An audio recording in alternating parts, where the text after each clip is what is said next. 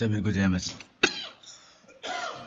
यीशु मसीह के मधुमेह के नाम से मैं आप सभी लोगों का अभिनंदन करता हूँ। हमारे बीच में Hello. आज aunty press low aunty Praise the Lord. Start में எல்லாருக்கும் praise the Lord. सभी को जय मसीह की। நம்ம ஆரம்பிக்க முன்னாடி ஜெபம் பண்ணணும், ப்ரேயர் பண்ணணும். எங்களை हम நேசிக்கிறதா நல்ல தகப்பனே, அப்பா அந்த அருமையான காலை வேளைக்காக நன்றி செலுத்துகிறோம் ஆண்டவரே. கடந்த நாட்கள் முழுதும் நீர் எங்க கூட இருந்து கண்மணி போல பாதுகாத்தீர், அதற்காய் நன்றி ஆண்டவரே. இந்த நாளிலும் உடைய சமூகத்துல வந்து கத்தாவே உடைய வசனங்களை தியானிக்க முடிய கொடுத்த அந்த கிருபைக்காக உமக்கு நன்றி செலுத்துகிறோம், உண்மை துதிக்கிறோம் ஆண்டவரே.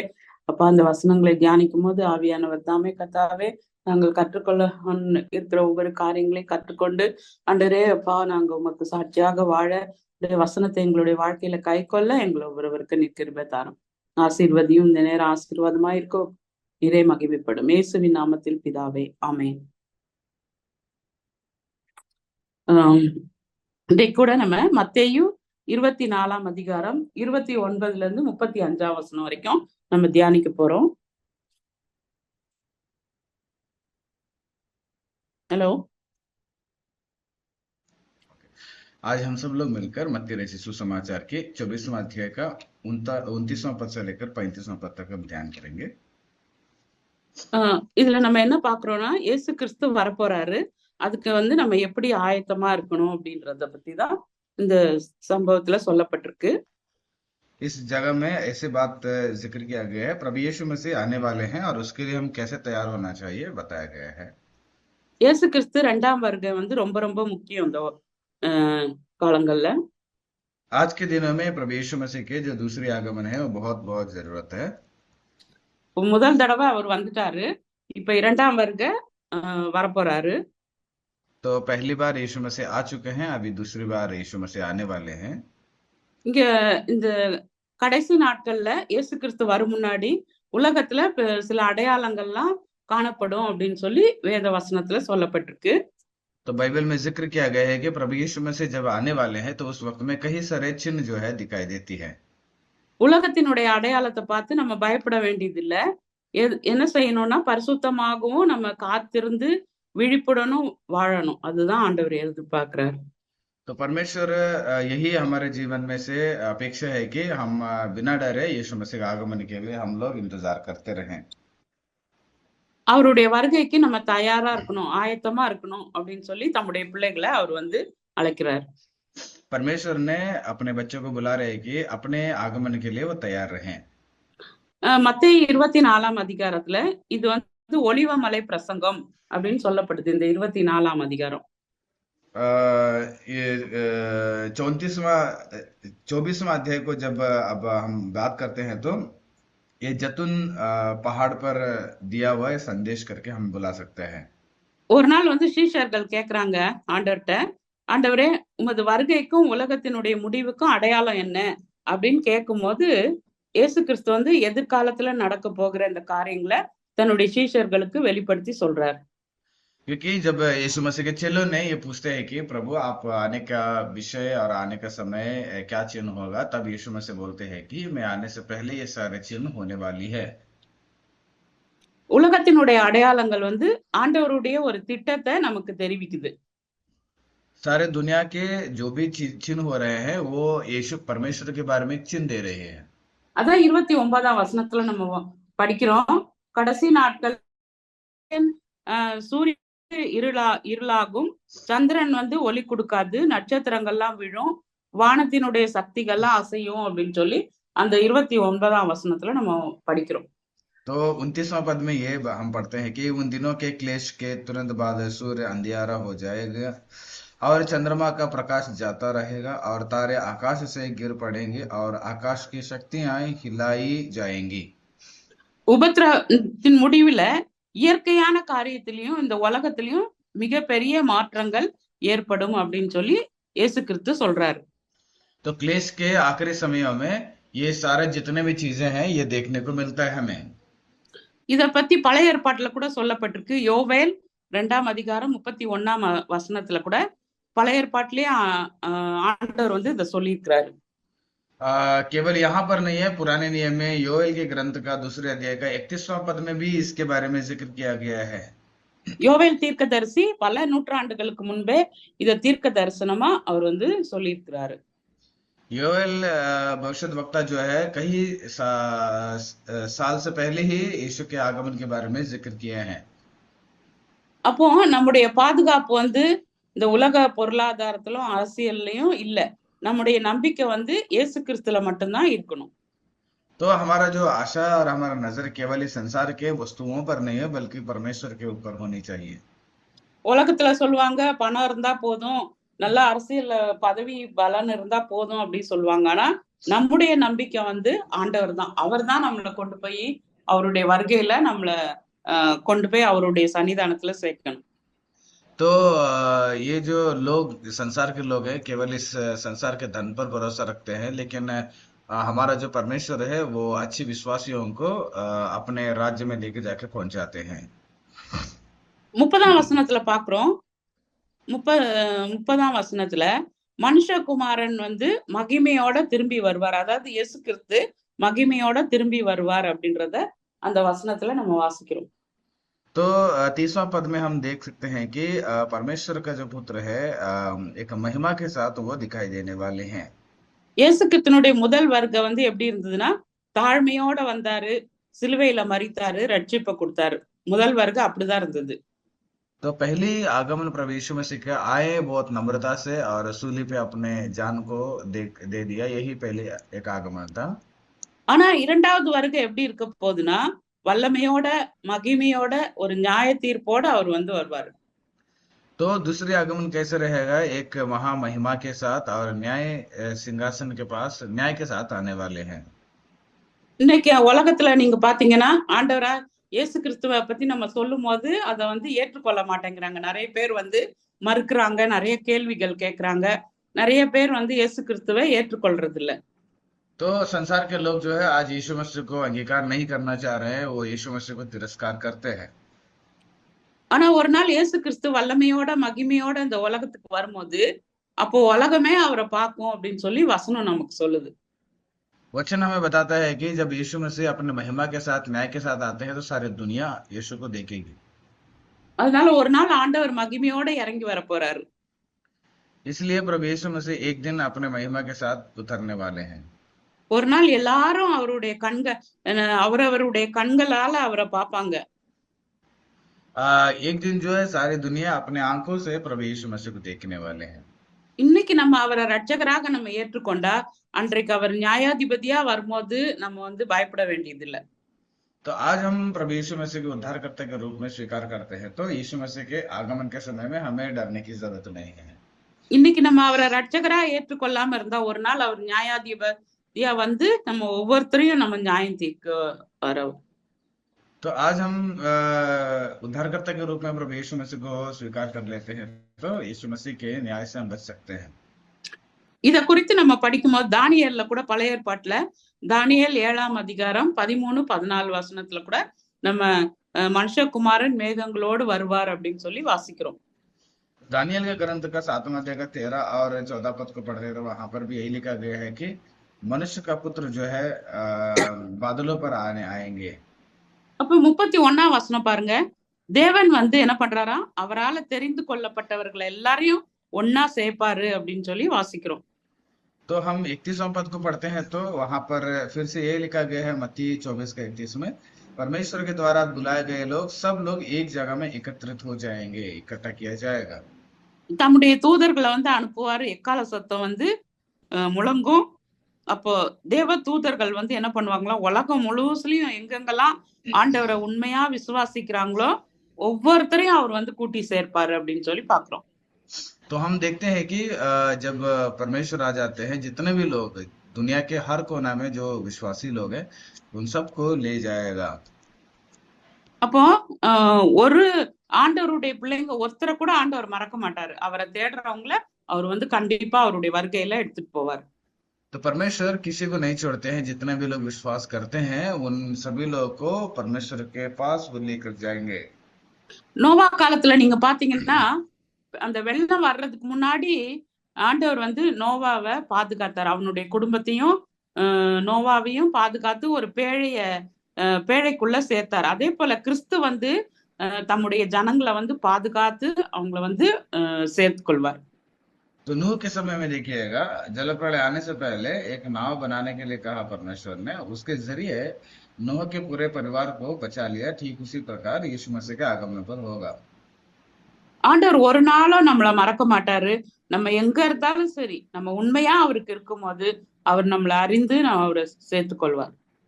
तो परमेश्वर, जितने भी लोग परमेश्वर पर विश्वास करते हैं, उनमें से किसी को भी, एक को भी परमेश्वर नहीं छोड़ते हैं, उन्हें अपने स्थान में लेकर जाएंगे। 32ல இருந்து 33ஆம் வசனம் வரைக்கும் நீங்க படிச்சீங்கன்னா அதுல வந்து ஒரு அத்தி மரத்தை பத்தி நம்ம படிக்கிறோம். அத்திமரம் வந்து தேவனுடைய ஒரு எச்சரிப்பை நமக்கு கொடுக்குது. हमें 32 से लेकर 33वां पद को पढ़ते हैं तो यहाँ पर एक अंजीर के पेड़ के बारे में जिक्र किया गया है। இப்ப வந்து நமக்கு அத்திமரம் துளிர் விட்டுச்சுன்னா என்ன அர்த்தம்னா வெயில் காலம் வரப்போகுது அப்படின்ற மாதிரி.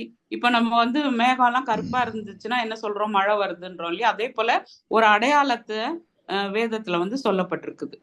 तो यहाँ पर अंजीर के जो पत्ते अगर झड़ते रहेगा तो ये हमें दर्शाता है कि अभी दुख का समय निकट हो गया। अगर बादल में अगर अंधियारा छा जाता है तो हमें समझ आता है कि यहाँ पर हमें बारिश का समय आएगा। ठीक उसी प्रकार यीशु के आगमन से पहले भी कई सारे चिन्ह दिखाई देंगे। அதனால நம்ம கூட என்ன செய்யணும், ஆண்டவருடைய வருகை இருக்கு அப்படின்னு சொல்றாரு. இந்த கடைசி காலத்துல நம்ம வந்திருக்கிறோம். வேதத்துல சொல்லப்பட்ட ஒவ்வொரு அடையாளங்களும் நடந்து கொண்டு இருக்குது இப்போ. तो जैसे बाइबल में बताया गया, ठीक उसी प्रकार यीशु मसीह के आगमन से पहले रहने वाले सारे चिन्ह जो है अभी भी हो रहा है। அதனால நம்ம என்ன செய்யணும், ஒவ்வொரு நாளும் காலத்துல நடக்கிற ஒவ்வொரு அடையாளங்களையும் நம்ம பார்த்து நம்ம ரொம்ப ஜாக்கிரதையா விழிப்புடன் ஆண்டவர் சீக்கிரம் வரப்போறாரு கடைசி நாட்கள் அப்படின்னு சொல்லி நம்ம ஆயத்தமா இருக்கணும் அப்படின்னு சொல்லி அதை கவனித்து நம்ம விழிப்போட இருக்கிறது நம்முடைய வேலை. तो यीशु मसीह आ रहे हैं, ये सारे चिन्ह देखने के बाद हम इस यीशु मसीह के लिए हमेशा तैयार होना जरूरी है। அடுத்தது 34ல இருந்து 35ஆம் வசனம் நம்ம வாசிக்கும் போது, தேவனுடைய வார்த்தைகள் ஒரு நாளும் தவறி போகாது, அவர் வந்து ஒழிந்து போகாது அப்படின்னு சொல்லி நம்ம வாசிக்கிறோம் அதுல. और उसके बाद 34 से लेकर 35वां पद को पढ़ते हैं तो परमेश्वर के एक कोई भी बात जो है अनहोना नहीं रहेंगे। உலகத்துல எல்லாமே மாறி போயிடும், ஆனா தேவனுடைய வார்த்தை மட்டும் ஒரு நாளும் மாறாது. सारे दुनिया जो है बदल जाता है, लेकिन परमेश्वर का जो वचन है वो एक दिन में नहीं बदलेगा। எரேமியா தீர்க்கதரிசி கூட நிறைய தீர்க்க தரிசனம் சொல்றாரு. அவர் சொன்ன தீர்க்க தரிசனம் ஒண்ணு கூட மாறி போகவே இல்லை. அத்தனையும் பல ஆண்டுகள் ஆனாலும் அது வந்து கண்டிப்பா நிறைவேறிச்சு. है कितने भी भविष्यवाणियां किए हैं, उनमें से एक भी व्यर्थ नहीं हुआ और कई साल होने के बावजूद भी वो पूरा हो चुका। சூழ்நிலையை நம்ம பார்க்க கூடாது, வேதத்தை அதிகமா நம்ம நம்பணும். வேதத்துல உள்ள ஒவ்வொரு வசனங்களும் உண்மையானது அப்படின்னு சொல்லி நம்ம நம்பணும். हम परिस्थितियों को नहीं देखना चाहिए, बल्कि परमेश्वर के उस वचन को हमें विश्वास करना चाहिए कि वो जरूर पूरा हो जाएगा। அதான் சொல்லிருக்கு, வானமும் பூமியும் ஒழிந்து போனாலும் என்னுடைய வார்த்தைகள் ஒழிந்து போவதில்லை அப்படின்னு ஆண்டவர் வந்து சொல்லியிருக்கிறார். तो परमेश्वर ने ये बोले है कि आकाश और पृथ्वी टल जाती है, लेकिन मेरा बात कभी भी नहीं टलेगी। அடுத்ததா நம்ம பார்த்தோம்னா, 2ஆம் வருகை வந்து நம்மளை பயமுறுத்துறதுக்காக அல்ல, நம்மளை பயமுறுத்துறதுக்காக ஆண்டவர் சொல்லல. நம்ம வந்து எல்லாரும் பரிசுத்தமான ஒரு வாழ்க்கைக்கு நேரா போகணும் அப்படின்னு சொல்லி ஆயத்தப்படுத்துறதுக்காக ஆண்டவர் வந்து சொல்லியிருக்கிறாரு. இது परमेश्वर हमें डराने के लिए नहीं है, बल्कि हमें तैयार होने के लिए वो बताते हैं। நீங்க புத்தியுள்ள 5 கன்னிகைகள் நீங்க அடுத்த அதிகாரத்துல நம்ம படிப்போம் 25ல. அதுல வந்து அந்த கன்னிகைகள் என்ன செஞ்சாங்கன்னா, எப்பவும் ஆயத்தமா இருந்தாங்க. மணவாளன் வந்த போது அவங்க வந்து அவங்க எண்ணெயோடு கூட ஆயத்தமா இருந்தாங்க. மணவாளன் வந்த உடனே உள்ள போயிட்டாங்க அவங்க. तो आप इसके अगले अध्याय को पढ़ते हैं तो वहां पर बुद्धिमान स्त्रियों के बारे में जिक्र किया गया है। वो अपने दुल्हा के लिए पूरा तैयार रहते हैं और जैसे वो दुल्हा जाता है, वो कुछ लोग उठा लिया जाते हैं, कुछ लोगों को छोड़ दिया जाता है। அதனால இந்த நாட்கள்ல நம்ம எப்படி ஆயத்தமா இருக்கலாம் அப்படின்னு சொல்லி பார்க்கலாம். तो इसलिए आज के दिनों में कैसे हम परमेश्वर के लिए तैयार होना चाहिए हम देखेंगे। ஜெபத்துல நம்ம நிலைத்திருக்கணும். प्रार्थना में हम लगे रहना चाहिए। தேவனுடைய வார்த்தையில ஒவ்வொரு நாளும் நம்ம வளரணும். परमेश्वर के वचन में हर एक दिन हम बढ़ते रहना चाहिए। அஹ் பரிசுத்தமா நம்ம வாழணும். पवित्रता में हमें जीना चाहिए। ஒவ்வொரு நாளும் சுவிசேஷம் அறிவிக்கணும். हर एक एक दिन जो है परमेश्वर को सुसमाचार का प्रचार करना चाहिए। ஒவ்வொரு நாளும் நம்ம கேட்டு பார்க்கணும், இன்னைக்கு இயேசு வந்தா நான் ஆயத்தமா இருக்கிறேனா அப்படின்னு சொல்லி நம்மள நாமே நம்ம கேட்டு ஆராய்ஞ்சு பார்த்துக்கணும். आज हमें अपने आप को पूछ कर तैयार होना चाहिए कि यीशु मसीह आएंगे तो मैं उठा लिया जाऊंगा क्या नहीं बोलकर। அப்போ நம்பிக்கையுள்ள விசுவாசிக்கு வந்து ஆண்டவருடைய வருகை வந்து ரொம்ப மகிழ்ச்சியான ஒரு நாள். तो जो विश्वासियों की जिंदगी है, जब विश्वास के साथ जीवन बिताते हैं, तब यीशु मसीह आएंगे तो हमारे लिए बहुत जरूरी, मतलब बहुत फायदेमंद रहेगा। ரட்சிக்கப்படாத மக்களுக்கு வந்து ஒரு துக்கமான ஒரு நாளாக இருக்கும் அது. जो लोग उद्धार नहीं पाए हैं उनके लिए वो दुख की एक घड़ी रहेगा। அப்போ நம்முடைய நம்பிக்கை நம்ம ஆண்டவராக இயேசு கிறிஸ்து மேல வச்சிருக்கிற நம்பிக்கை இந்த உலகத்தோடு முடியாது. அவர் திரும்பி வரும்போது அவரோடு கூட நம்மள அவரோடு கூட நம்ம சேர்த்து கொள்ற ஒரு நம்பிக்கை நமக்கு இருக்கு. तो हमें जो विश्वास करते हैं वो व्यर्थ होने वाला नहीं है, बल्कि हम जो विश्वास करते हैं वो यीशु मसीह के साथ, जब यीशु मसीह आते हैं उनके साथ जाने के लिए वो फायदेमंद रहेगा। அப்போஸ்தலனாகிய பவுல் கூட சொல்றாரு, நீங்க 2 தீமோத்தேயு 4ஆம் அதிகாரம் 7-8 வசனத்துல படிச்சு பாருங்க. கிறிஸ்துவினுடைய வருகையை வந்து ரொம்ப ஆசையா எதிர்பார்க்கிறாரு அவர். तो पौलुस भी दूसरा तीमुथियुस का 4 अध्याय में जाके पढ़ते हैं, तो प्रभु यीशु मसीह के आगमन को बहुत ही आशा से वो इंतजार करते हैं। அதனால ஆண்டவருடைய வருகை வந்து ரொம்ப ரொம்ப அது உண்மையானது. பயத்துக்காக அல்ல, பரிசுத்தத்தை நமக்கு பரிசுத்தமா நம்ம ஜீவிக்கணும்னு சொல்லி அது நமக்கு கற்றுக் கொடுக்குது. तो इसलिए परमेश्वर का जो आगमन है वो हमें डराने के लिए नहीं, एक एक दिन भी हम पवित्र से जीने के लिए वो हमें सिखाती है। அதனால நம்ம எப்பொழுதும் விழிப்பாகவும் இருக்கணும், ஆயத்தமாகவும் இருக்கணும் அப்படின்றத இந்த பகுதியில இருந்து நம்ம கற்றுக்கொள்றோம். तो हम इस जगह से ये सीखते हैं कि परमेश्वर के उस आगमन के लिए एक एक दिन भी हम तैयार होना जरूरी है। இன்னைக்கு கூட நம்ம ஒரு ஒரு மிஷனரியுடைய வாழ்க்கைய நம்ம தின தியானத்துல படிக்கிறோம். आज भी हम उस अनुदिन की जो प्रार्थना का डायरी, वहां पर एक मिशनरी के बारे में पढ़ते हैं। அவருடைய பெயர் வந்து பால் வில்சன் அப்படின்னு சொல்லி. पाल विल्सन करके एक परमेश्वर का दास है। அவர் வந்து ஒரு மெடிக்கல் மிஷனரி. वो एक मेडिकल मिशनरी थे। குஷ்டரோகத்துல கூட அவர் வந்து ரொம்ப ட்ரீட்மெண்ட் கொடுக்கறதுல ரொம்ப நல்ல பெரிய ஆளா இருக்கிறாரு அவரு. तो वो जो है कोड़ी लोगों के लिए इलाज देने के लिए बहुत बड़े एक व्यक्ति थे। இந்தியால வந்து அவர் மிஷனரி பெற்றோர், அவங்களுடைய அம்மா அப்பா வந்து மிஷனரியா இருந்தாங்க. भारत देश में उनके माँ बाप भी एक मिशनरी के तौर पे ही वो रहा करते थे। அவர் படிப்புல ரொம்ப படிச்சு மக்களுக்கு வந்து அவர் சேவை செய்தார் அப்படின்னு சொல்லி பாக்குறோம். वो पढ़ाई अच्छे से पढ़ाई करके ही वो आकर यहाँ पर एक मिशनरी के तौर से वो सेवा कर रहे थे। எத்தனையோ ஜனங்களுடைய உயிரை அவர் காப்பாற்றினாரு. அவர் அந்த மாதிரி ஒரு ஊழியம் செய்தார் ஆண்டவருக்காக அப்படின்னு சொல்லி வாசிக்கிறோம். அதுல कितने लोगों को वो जान बचाए हैं और उन जान के लिए बहुत ही अच्छे से इलाज किए करके हम पढ़ते हैं। ஆண்டவருடைய ஊழியத்தை அவர் செய்து அவருடைய சன்னிதானத்துல அவர் போய் சேர்ந்தார்.